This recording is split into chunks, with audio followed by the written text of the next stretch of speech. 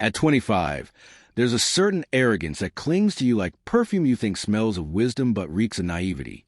You convince yourself you've cracked the code of life, that your opinions are bold, your restlessness is a symptom of brilliance, not immaturity.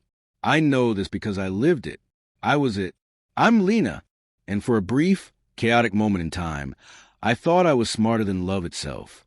I lived with my boyfriend, Aaron.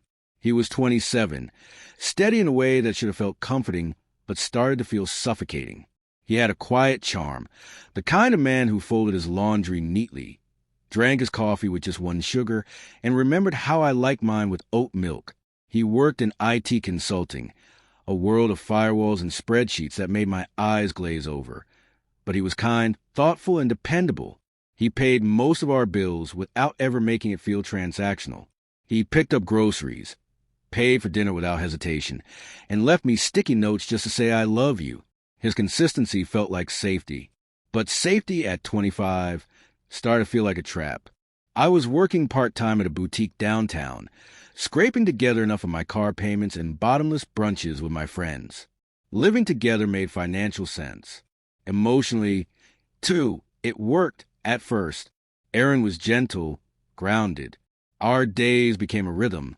Dinner at home, Netflix at night, errands on weekends. We had our favorite restaurants, our little rituals. It was sweet, predictable, and dull.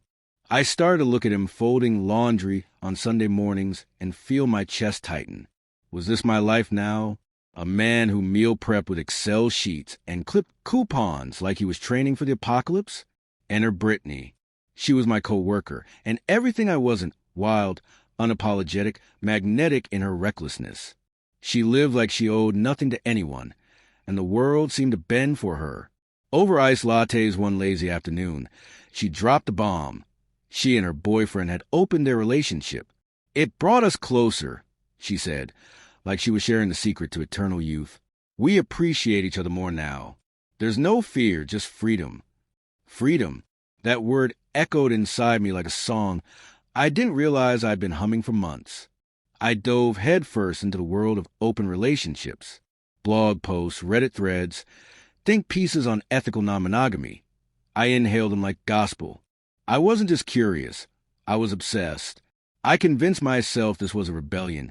It was revolution. I wasn't bored. I was enlightened. Society had sold us all a lie.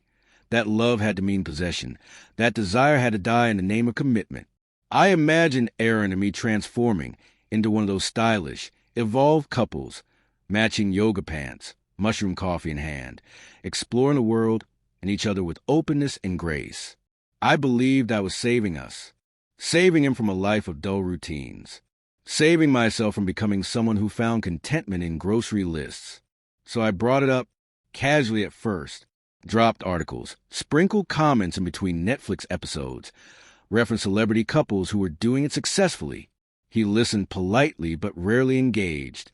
His responses were quiet, measured. "I don't know if I can handle something like that," or "Doesn't that usually end in disaster?" He was cautious, traditional, the kind of man who didn't like change unless it came with a detailed calendar invite and a color-coded pros and cons list. His hesitance annoyed me. I told myself he was afraid, that his resistance came from insecurity. Why doesn't he trust me? I wasn't asking for permission to cheat. I was offering us growth. If he loved me, truly loved me, he wanted to expand, even if it made him uncomfortable. I started to push harder. Left articles open on his laptop. Quoted Brittany like she was a licensed therapist. When he remained unmoved, I began to withdraw. Less kisses, less conversation. But on the days he showed interest, I transformed back into the perfect girlfriend. I wanted him to feel the difference, to see that I was trying to elevate us. Eventually, I gave him a choice, dressed in pretty language, but a choice nonetheless. Open up, or I'd feel like I was suffocating. He took a week. Came back with a condition. If either of us caught real feelings for someone else, we had to end the relationship. No mess, no betrayal, just honesty. I scoffed. This wasn't about falling in love. It was about adventure, curiosity. So I agreed, thinking I'd won. Aaron was loyal, steady. I didn't think he'd even try. I did. I dipped into dating apps. created profiles just to see what was out there. I messaged Marcus, the barista who always winked when he handed me my latte, flirted with Jordan, the gym trainer who'd been dropping hints for weeks. The attention was addictive.